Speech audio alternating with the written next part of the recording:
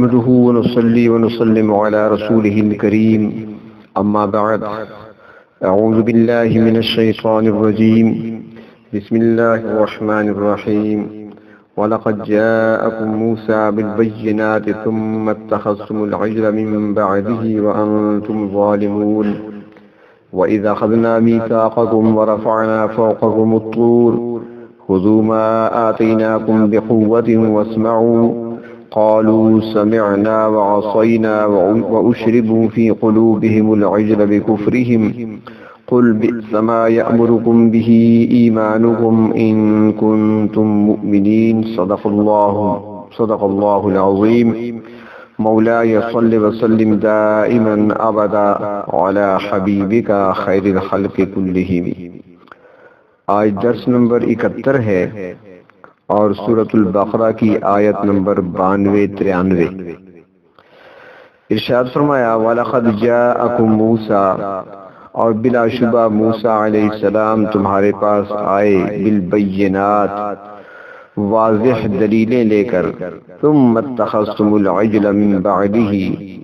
اور پھر تم نے ان کے بعد بچھڑے کو معبود بنا لیا، وانتم ظالمون،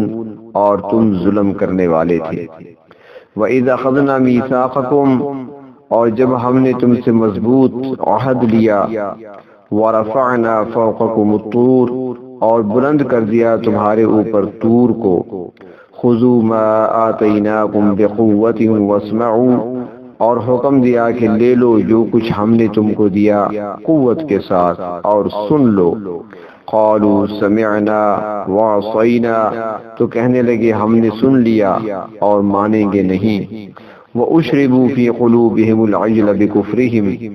اور ان کے دلوں میں بچھڑے کی محبت بٹھا دی گئی ان کے کفر کی وجہ سے۔ قُلْ بِئْسَ مَا يَأْمُرُكُمْ بِهِ إِيمَانُكُمْ، اے پیغمبر صلی اللہ علیہ وسلم آپ فرما دیجئے کہ بری ہیں یہ باتیں جن کا تمہیں تمہارا ایمان حکم دیتا ہے،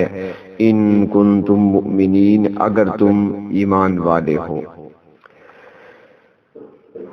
آیت نمبر 91 میں کل گزر چکا ہے کہ ان سے جب کہا جاتا ہے کہ ایمان لاؤ جو اللہ تعالی نے اتارا ہے،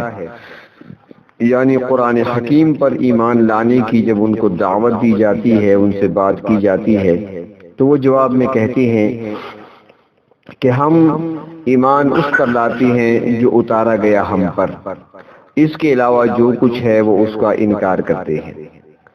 یعنی کہ وہ یہ کہتے ہیں کہ ہمارے پاس تورات کتاب آئی تھی، اللہ نے تورات کو اتارا تھا، ہمارا تو اس پر ایمان ہے، ہم اس کو مانتے ہیں، اس پر ایمان لاتے ہیں، اس کے علاوہ ہم کسی چیز کو نہیں مانتے، وہ انکار کر رہے ہیں۔ تو اللہ رب العزت نے اس کے دو جواب ان کو دیے، جیسے پہلے عرض کیا تھا کہ ایک جواب تحقیقی ہے اور دوسرا جواب الزامی ہے۔ تحقیقی جواب میں فرمایا کہ وہ ایسی کتاب ہے جو تصدیق کرنے والی ہے ان کی جو تمہارے پاس ہے، یعنی جو کتابیں تمہارے پاس ہیں، تورات، زبور، انجیل یا باقی صحائف، تمام کتابوں کی تصدیق کرنے والی کتاب ہے قرآن حکیم۔ تو اب اگر تصدیق کرنے والے کو نہیں مانتے تو جن کی تصدیق کی جا رہی ہے ان کا انکار بھی لازم آتا ہے۔ تو دوسری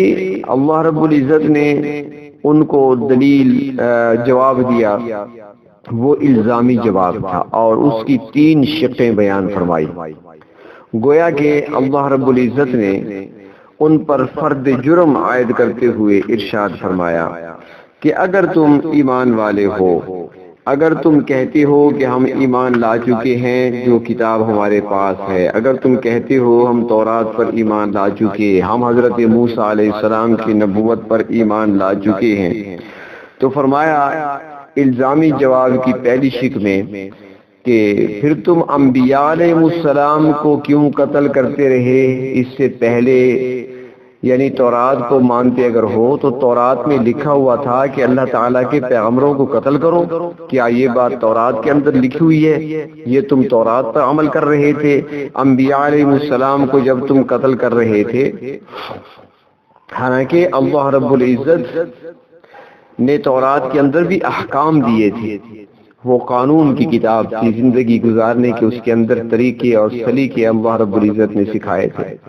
تو فرمایا کہ جب وہ نبی آخر الزمان تمہارے پاس آ چکے جن کی ساری نشانیاں تمہارے پاس موجود ہیں، بلکہ تمہارے آباء و اجداد اور تم خود بھی طویل انتظار کرتے رہے ہو ان کے آنے کا، اب وہ آ چکے ہیں اور وہ کتاب اللہ رب العزت نے آخری نازل کر دی ہے، تو لہذا اس کے بعد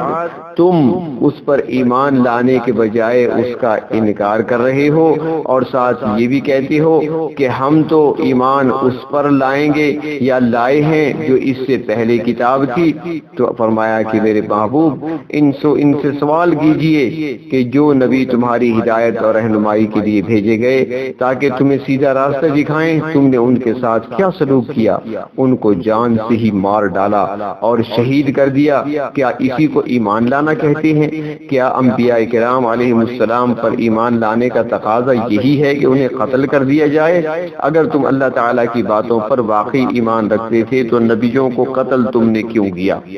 تو الزامی جواب کی یہ پہلی شق بیان فرمائی۔ دوسری شق بیان فرمائی وَلَقَدْ جَاءَكُمْ مُوسَىٰ بِالْبَيِّنَاتِ، اور البتہ تحقیق لائے تمہارے پاس موسیٰ علیہ السلام واضح دلیلیں، اللہ تعالیٰ نے ان کے لیے دریا کو پھاڑ کر راستے بنائے، دشمن کو ان کے سامنے غرق کیا، اور جب وادی سینا میں پہنچے تو پھر تمہارے اوپر بادلوں کے ذریعے سائے کا انتظام فرمایا، تمہاری بھوک مٹانے کے لیے، تمہارے کھانے کے لیے اس نے تمہارے لیے من اور سلوہ کو نازل فرمایا، اور جب تمہیں پانی کی ضرورت تھی تو پینے کے لیے پتھر سے پانی کے 12 چشمے جاری فرمائے، اور اس کے علاوہ بھی کئی نشانیاں لے کر حضرت موسیٰ علیہ السلام ان کے پاس آئے۔ تو فرمایا کہ پھر تم نے کیا کیا؟ ثم اتخذتم العجل من بعدہ، پھر تم نے بنا لیا بچھڑے کو معبود ان کے جانے کے بعد۔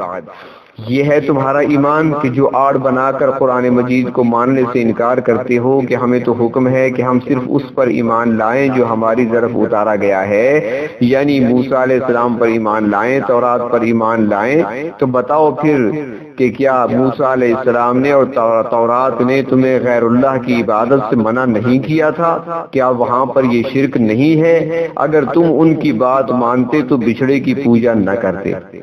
بچھڑے کے متعلق پہلے بھی کچھ بیان ہوا ہے اور اس کی تفصیل 16ویں پارے میں آئے گی۔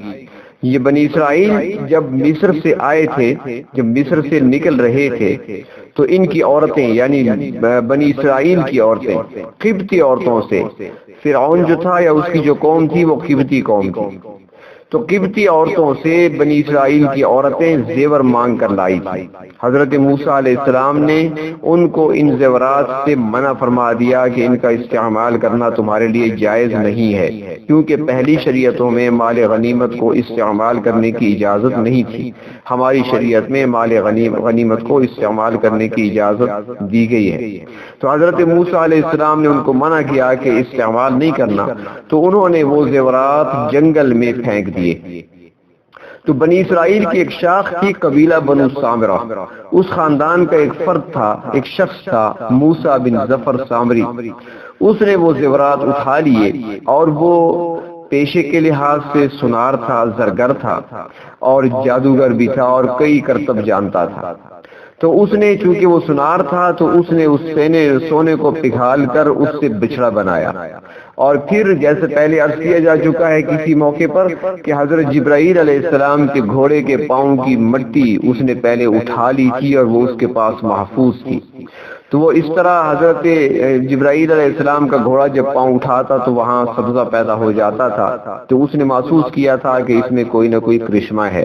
تو اس نے مٹی اٹھا کر اپنے پاس رکھی ہوئی تھی، محفوظ تھی اس کے پاس، تو اس نے سونے کو ڈھال کر اس سے بچھڑا بنایا، اور بچھڑا بنا کر وہ مٹی اس کے منہ میں ڈالی تو اس بچھڑے کے منہ سے آواز آنے لگی۔ تو اس نے لوگوں سے کہا کہ یہ جو ٹی ٹی کی آوازیں آ رہی ہیں یہی تمہارا رب ہے معاذ اللہ، جو اس کے اندر بول رہا ہے، اور اسی وجہ سے حضرت موسیٰ علیہ السلام کو آنے میں دیر ہو گئی ہے، کیونکہ رب تو یہاں ہے اور وہ کوہ طور پر بیٹھے انتظار کر رہے ہیں۔ تو ان میں سے ایسے کچھ لوگ تھے بیوقوف جنہوں نے بچھڑے کو رب مان کر اس کی پوجا شروع کر دی۔ کوئی اس کے آگے جھک رہا ہے تو کوئی اس کو سجدہ کر رہا ہے تو کوئی اس کو خوشبو لگا رہا ہے، تو اس کو معبود سمجھ لیا، معبود بنا لیا اور اس کے آگے جھکنے لگے۔ یہ موسیٰ علیہ السلام کے کوہ طور پر جانے کے بعد یہ واقعہ پیش آیا، تو اللہ تبارک و تعالی یہ بیان کر کے فرماتے ہیں وَأَنْتُمْ ظَالِمُونَ، اور تم ظالم تھے کہ بچڑے کو معبود بنا لیا،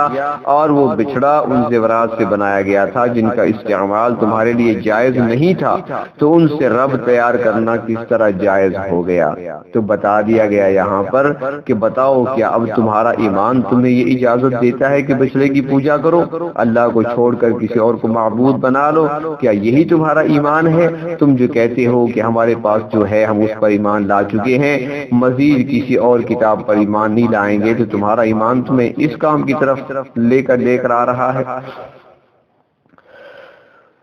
تیسری شک بیان فرمایا کہ بنی اسرائیل جب وادی سینا میں پہنچے تھے تو انہوں نے حضرت موسیٰ علیہ السلام سے خود مطالبہ کیا تھا کہ ہمارے لیے کوئی قانون، کوئی ضابطہ حیات ہونا چاہیے۔ مطالبہ بھی انہوں نے خود کیا، کیونکہ کوئی قوم بغیر آئین کے، بغیر دستور کے، بغیر قانون کے نہیں چل سکتی، اور پہلے ہم فرعون کے غلام تھے، ان کا آئین ہم پر نافذ تھا، اب ہم آزاد ہو چکے ہیں، اب ہمارے اوپر فرعون نہیں رہا، اب اس کی حکومت نہیں رہی، اب جب آزاد ہیں تو ہمارے لیے اپنا قانون، آئین، دستور ہونا چاہیے جس کے تحت، جس کے ضابطوں کو مانتے ہوئے زندگی گزاریں۔ تو اس مطالبے پر اللہ رب العزت نے ایک تورات عطا فرمائی حضرت موسیٰ علیہ السلام کو۔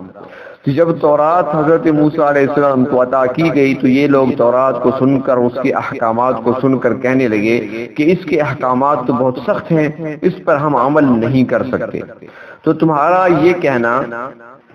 یہ ان کو ایک الزامی جواب دیا جا رہا ہے کہ تمہارا یہ کہنا کہ ہم تو اس کو مانتے ہیں جو ہماری طرف نازل کی گئی ہے، یہ کس طرح درست ہے؟ اللہ تعالیٰ فرماتے ہیں وَإِذْ أَخَذْنَا مِيثَاقَكُمْ، اور جب ہم نے تم سے پختہ عہد لیا، وَرَفَعْنَا فَوْقَكُمُ الطُّورَ، اور بلند کیا ہم نے تمہارے اوپر طور پہاڑ کو۔ اللہ تعالیٰ نے طور پہاڑ کو اکھیڑ کر ان کے سروں پر اس طرح کھڑا کر دیا جس طرح کہ ہمارے کمرے کی چھت ہمارے سروں پہ ہے۔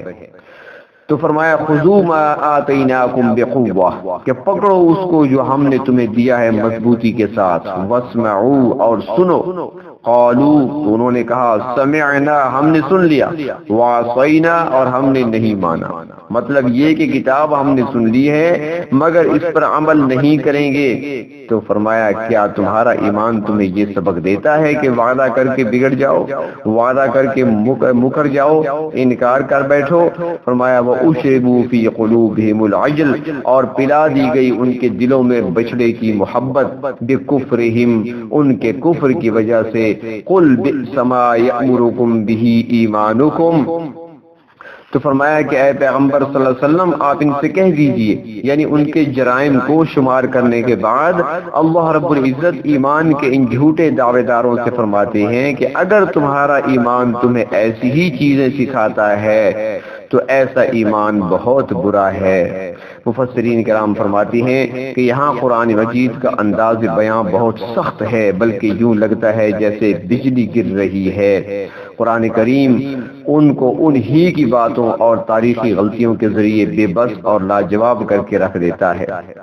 تو خلاصہ یہ کہ یہودیوں کا یہ دعویٰ ہی غلط ہے کہ ہم اپنے نبیوں پر اور ان پر جو حکم اتارے گئے تھے ان پر ایمان لانے والے ہیں۔ تو یہ الزامی جواب دے کر اور اس کی 3 شکیں بیان کر کے اللہ رب العزت نے فرمایا کہ یہ کون سا تمہارا ایمان ہے اور وہ تمہیں کیسا حکم دے رہا ہے اور تمہیں وہ کس طرف لے جا رہا ہے، کہ کیا تمہارا ایمان تمہیں بچڑے کی پوجا کا حکم دیتا ہے؟ کیا تمہارا ایمان تمہیں انبیاء علیہ السلام کو قتل کرنے کا حکم دیتا ہے؟ اور کیا تمہارا ایمان یہ سکھاتا ہے کہ وعدہ کر کے توڑ دو؟ تم کس منہ سے کہتے ہو کہ ہم اس کو مانتے ہیں جو ہمارے اوپر نازل کی گئی ہے؟ پھر یہ سب کچھ کرنے کے باوجود بھی وہ کہتے تھے کہ جنت ہمارے لیے ہے، آخرت کا گھر ہمارے لیے ہے۔ تو اس کا جواب اللہ رب العزت نے اگلی آیات میں دیا ہے۔ زندگی باقی تو کل کے درس میں عرض کیا جائے گا۔ اللہ رب العزت قرآن حکیم کو سمجھنے کی توفیق عطا فرمائے اور اپنی نافرمانی سے ہماری حفاظت فرمائے۔ وآخر دعوانا ان الحمد للہ رب العالمین۔